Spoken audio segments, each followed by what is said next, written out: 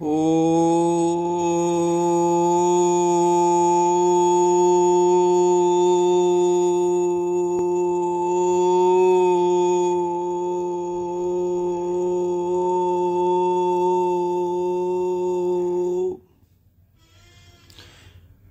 कर्पूर गौरम करुणावतारम संसार सारम भुजगेन्द्रहारम सदा वसंतम हृदयारविंदे भवं भवानी सहितं नमामि।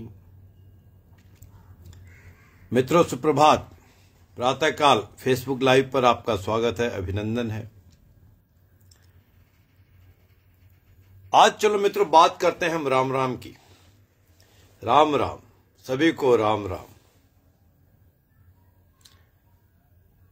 मित्रों, राम का नाम के गुण, राम के नाम के तथ्य, उसका मर्म, उसका धर्म कितना व्यापक है, क्या कभी हमने इस पर विचार किया है? हो सकता है बहुत से मित्रों ने, बहुत से विद्वानों ने, बहुत से मनीषियों ने विचार किया हो, तो उसी की आज बात करते हैं मित्रों। चलिए, एक्चुअली राम राम क्या है? 2 बार कहा जाता है राम राम। जय श्री राम कहना हो तो ठीक है, एडजेक्टिव हमने उसमें लगा दिए, नहीं तो सिंपल राम राम कहा जाता है, विश किया जाता है, प्रणाम किया जाता है, तो 2 बार किया जाता है, 1 बार राम नहीं। 1 बार राम का मतलब हम भगवान राम के साक्षात दर्शन कर रहे हैं, और 2 बार राम राम कहने का मतलब हम भगवान राम के साक्षात दर्शनों के साथ उनको हम आत्मसात भी कर रहे हैं, उनका मनन भी कर रहे हैं, और उनको भगवान राम से प्रार्थना करके अपने लिए आशीर्वाद भी मांग रहे हैं।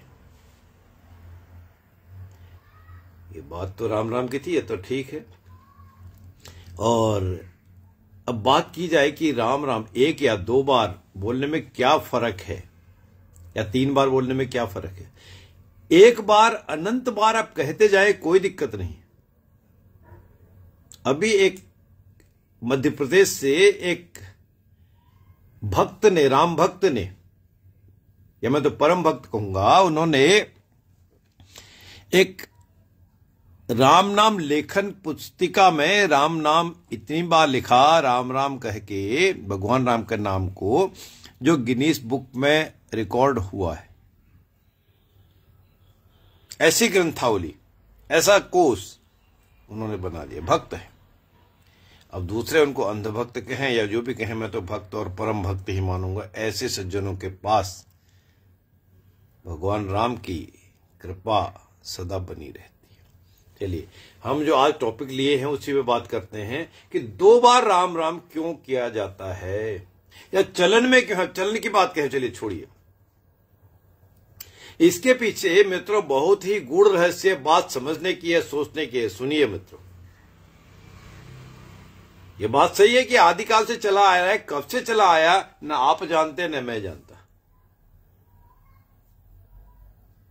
और अनंत काल तक चलता रहेगा। आदिकाल से चला आया है, अनंत तक चलता रहेगा। अर्थात ये कल भी था, आज भी है, आगे भी रहेगा। भगवान श्री राम का नाम जपना, और 2 बार विशेषतः राम राम कहना।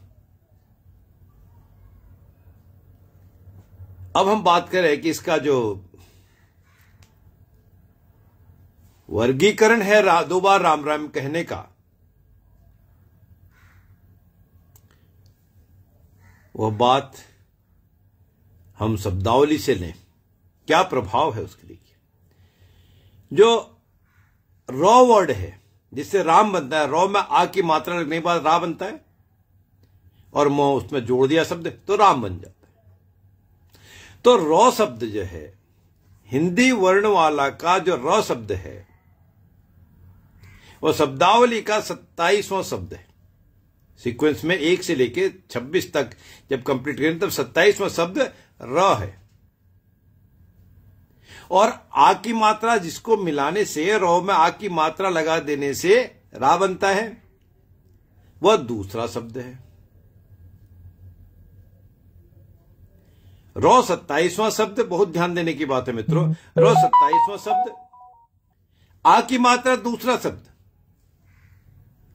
और जो मौ शब्द है हिंदी शब्दावली का, वह शब्दावली के सीक्वेंस में 25वां शब्द है। अब अगर हम इसका जोड़ करते हैं, पहला शब्द र 27 नंबर, 27 प्लस 2, 27 प्लस 2, 2 किस लिए? आ की मात्रा उसमें लगी, 29, 29 हो गया। और जो म शब्द है वो 25वां शब्द है, 27 प्लस 2 प्लस 25, 25 किस लिए? म है। 27वां नंबर र का, आ का नंबर 2, 27 2 29 प्लस 25 25 मौ का शब्द है। ये टोटल मित्रों 54 बनते हैं, 54 बनते हैं। अर्थात एक राम का बार कहने से, केवल राम कहने से राम के शब्दों का कुल योग 54 होता है, 54 बनता है। एक बार हमने राम बोला तो उसका कुल योग है 54, 54। और जब 2 बार कह दिया जाता है, 2 बार जप दिया जाता है, भगवान के नाम को तो जपना ही होता है, तो वह 54 प्लस 54 अर्थात 54 प्लस 54 108, 108 टोटल हो गया मित्रों। तो उस 108 का मतलब क्या है?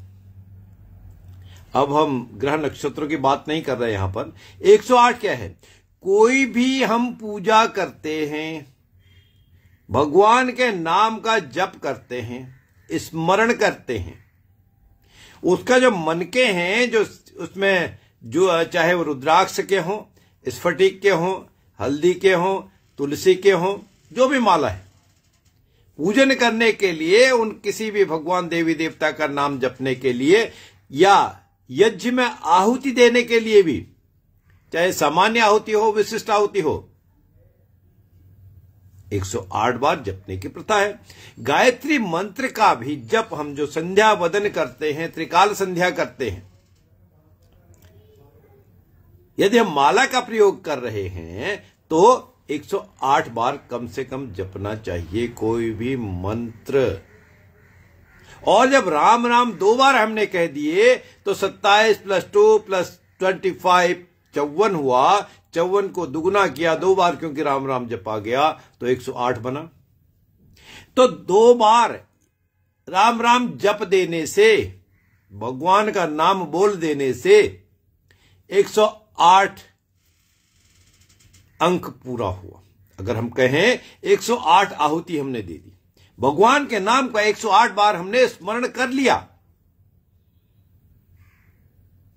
केवल मात्र राम राम कह देने से, तो उसका फल कितना मिला, उसका प्रभाव कितना हुआ? भगवान को पता चला मेरा एक परम भक्त है, 108 बार इन्होंने जप लिया। और राम राम तो हम दिन में कई बार करते हैं, बहुत बार कहते हैं, तो कितनी विशिष्टता लिए हुए है। और जो आदिकाल से जो राम राम शब्द चला आया है, कितनी इसमें विलक्षणता है। और जब कोई भी कार्य 108 बार किया जाए, ओम के मंत्र का उच्चारण 108 बार किया जाए, गायत्री जो महामंत्र है उसका उच्चारण 108 बार किया जाए, 9 ग्रहों का पूजन 108 बार किया जाए, भगवान शिव आदिदेव शिव ओम नमः शिवाय का पूजन 108 बार किया जाए, और कोई भी देवी देवता जिस रूप स्वरूप में हम हैं, जितने कोटि देवी देवता हैं, उनका स्मरण 108 बार किया जाए, उनका जप किया जाए, उतना ही पूर्णता या 2 बार राम राम जप देने से, बोल देने से, कह देने से होती है। अर्थात सिर्फ राम राम कह देने से, भगवान राम का स्मरण, भगवान विष्णु का स्मरण, आदिदेव का स्मरण, उनको नमन, पूरी माला जपने के बराबर होता है। हाँ मित्रों, ये बात सही है कि हमको यथासंभव 108 बार ही जप करना चाहिए। ये मैं कतई नहीं कह रहा कि उसका सब्स्टिट्यूट हो गया, बाकी आपको जपने की जरूरत नहीं है। लेकिन देश काल परिस्थिति के अनुसार इतना भी हम करें, शुरुआत यहां से भी करें, तो हमको भगवान राम की पूरी कथा सुनने का, करने का, बोलने का, जप करने का, प्रार्थना करने का फल मिलेगा। कितना विशाल भगवान राम का नाम है। इसीलिए उनको मर्यादा पुरुषोत्तम बताया गया है। मर्यादा अर्थात अपने लिमिट्स एंड बाउंड्रीज, जो वो मर्यादा की बात है राम जी की, भगवान श्री राम की, जय श्री राम की, उनकी मर्यादा देखिए। उन्होंने कभी कोई मर्यादा का उल्लंघन नहीं किया, लिमिट्स को क्रॉस नहीं किया। वो चाहे पिता के आदेश का पालन करना हो, माता कैकेयी की इच्छा का वर्ण करना हो, भरत को गले लगाकर उसकी बात सुनने का हो, अपने खड़ाओं भगवान भरत जी के आग्रह पर दे देने की बात हो, माता सीता के लिए मृग की छाल लाने के लिए वन में विचरण करना हो, शूर्पणखा की नाक काटने के लिए लक्ष्मण का साथ देने की बात हो, राजा जनक के सभा में गुरु के आदेश से धनुष को तोड़ना हो, माता सीता के साथ स्वयंवर की बात हो, हनुमान जी को गले लगाने की बात हो, वानरों का सहयोग लेकर लंका पर आक्रमण की बात हो, समुद्र में पुल बांधने की बात हो, विभीषण का राज्याभिषेक की बात हो, आताइयों का वध की बात हो, हर काम उन्होंने मर्यादा में किया और संदेश भी यही दिया। और वापस आने के बाद किसी के कह देने मात्र से माता सीता का फिर अग्नि परीक्षा की बात हो। तो इस कथा अगर हम कहेंगे भगवान राम की हरि कथा अनंता, उसके लिए तो एक जीवन का एक योजन भी कम पड़ जाता है। छोटी छोटी सी बात थी। हाँ, तो हम बात तो राम की कह रहे थे, तो क्यों न हम इस राम को अपने जीवन में भी बोलने के लिए तो ठीक है, विश करने के लिए तो ठीक है, संबोधन करने के लिए तो ठीक है, अपने जीवन में उतारने की कोशिश करें। कैसे उतारेंगे? जो 54 और 108 का जो अंक बना राम 2 बार कह देने से, उसको अक्षर सह भी उतारे और किसी शब्द को और किसी भाव को और किसी बात या तथ्य को भी मिलाने की कोशिश करें। जब मिलाने की कोशिश करेंगे तो भगवान की कृपा दृष्टि उतनी ही होगी जैसे 108 बार हमने राम का 2 बार केवल जपने के बाद 108 जप की, माला फेरने की 108 बराबर उसका पुण्य हो। जो मित्र थोड़ी देर से जुड़े हैं उनसे अनुरोध है कि मेरा वीडियो शुरू से देखें। यह राम 2 बार क्यों कहने की प्रथा है, इसका प्रभाव क्या है, इसका मतलब क्या है, इसकी व्याख्या मैंने आज की है। अब आज की बात इतनी ही। आने वाले रविवार के दिन कुछ और बात करेंगे इसी तथ्य के साथ। हम थोड़ी सी बात, जब भगवान राम के चरित्र की बात थी, मर्यादा पुरुषोत्तम की बात भी हमने की, राम का योग भी किया, 154 के बाद 108 भी उसका टोटल बन के दिखाया। ये कैलकुलेट किया, आदिकाल से जो राम चला है अनंत तक भी चलेगा, उसकी बात की। अब एक थोड़ी सी बात, प्रैक्टिकल बात भी कर दे मित्रों। कई बार ऐसा होता है, इसका रेफरेंस मैं दूंगा, मैं क्यों ये बात करना चाहता हूं। कई बार ऐसा होता है, हमको ऐसा मौका मिलता है, ऐसा चांस होता है, बड़ी असहज सी स्थिति हो जाती है, हम अपने आप को असमंजस में पाते हैं, इनडिसाइसिवनेस हो जाती है, हम क्या करें। उसी के कुछ टिप्स की बात करें। जहां भी जब भी जैसे भी ऐसा हो तो उससे बच निकलने का या तो उपाय ढूंढ लें, या हम उसके साथ फाइट कर सकते हैं, उसको करेक्ट कर सकते हैं। हम में सामर्थ्य है, या हमको लगता है कि हम उसको मना लेंगे, बता देंगे, करेक्ट कर लेंगे, तभी उसमें इन्वॉल्व हों। नहीं तो यदि कोई अहित हो रहा हो तो जिसके द्वारा जैसे आपको उचित लगे वैसा उसको रेफर भी कर देना चाहिए। वो चाहे किसी को करेक्ट करने की बात हो, किसी को मदद करने की बात हो, किसी को पढ़ने लिखने पढ़ाने की बात हो, सलाह की बात हो, लेने की या देने की, विद्या हो, धन हो, लक्ष्मी हो, किसी भी चीज की बात। और इसी कड़ी में ये बात सही है, अक्सर सही है कि कभी भी ऐसा मौका मिलता हो जीवन में, हर किसी को मिलता है, कोई भी अनसिविलाइज्ड हो, असभ्य हो, अभद्र हो, असभ्य तो समझ में आती है, अभद्र मीन जो अच्छा व्यवहार ना करते, अच्छी वाणी ना बोलते, वो चाहे अपना हो, आपका परिवार का हो, बाहर का हो, अचानक कभी मिल जाए, रोज मिल जाता हो, उससे उचित दूरी बनानी ही ठीक।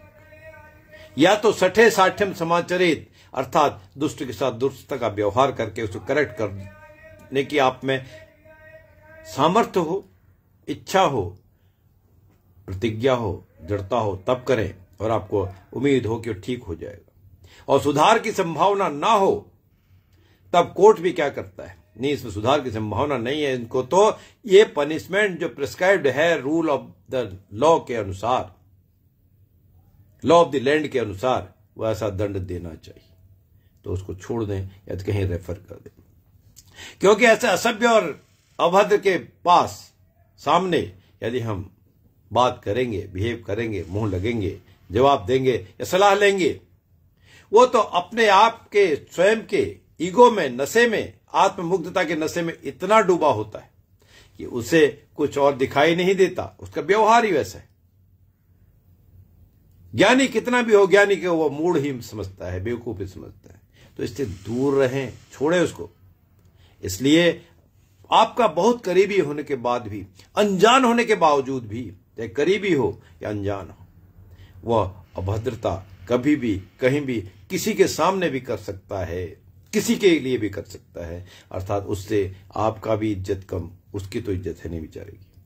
तो उससे दूर रहना है और अपनी पद प्रतिष्ठा सम्मान बचाने के लिए, अपना गौरव बचाने के लिए किनारे रहो, दूर रहो, हटाइए इनको, त्याज्य है चीजें हैं। और क्या कर, ऐसी स्थिति कभी आ भी जाए तो क्यों न भगवान राम का ही स्मरण किया जाए। इसलिए मैंने यह बात रेफरेंस इस भगवान राम की रेफरेंस में दी। अर्थात 2 बार हमने भगवान का राम नाम जप लिया, इमरजेंसी में भी, एसओएस में भी, तो 108 मन के जपने की बराबर फल आपको मिला। क्योंकि यह बात भी सत्य है कि जब द्रौपदी का चीर हरण दुशासन कर रहा था तो उन्होंने भगवान श्री कृष्ण को याद किया, और उसी समय भगवान श्री कृष्ण ने उनकी साड़ी इतनी लंबी कर दी कि ढेर लग गया। वो थक गए, दुशासन और बाकी जितने दुष्ट थे, आत्ताई थे, सब थक गए, पर द्रौपदी का चीर हरण नहीं हो पाया। इसलिए ऐसी पोजीशन कभी लगती भी हो असभ्यता की, असभ्य जातक की, अभद्रों की, उससे दूरी बनाइए। फिर भी आपके गले कोई बात पड़ जाए, उसको छोड़ दीजिए, क्योंकि यह एक पाश्चात्य सभ्यता, क्रिश्चियनिटी का शब्द रूल भी है, फॉरगिव एंड फॉरगेट, माफ करो और भूल जाओ। इसको छोड़ देना ठीक है, अपना रास्ता अलग बना देना ठीक है। हाँ, लेकिन राम राम जपना वो बात बहुत अच्छी है, लेकिन राम राम जपने के साथ कोई हमारे मन में अन्यथा कोई व्याधि नहीं होनी चाहिए, कोई दुष्ट विचार ना हो, तभी हमको फल मिलेगा। इसलिए जय श्री राम, जय श्री राम, राम राम, राम राम, राम राम। आने आपसे अनुरोध कि मेरा वीडियो जो देर से जुड़े हैं पूरा देखें, शुरुआत से ही जो 108 और 54 और हम 27 की बात कर रहे थे वो आपको मिलेगा। धन्यवाद, साधुवाद।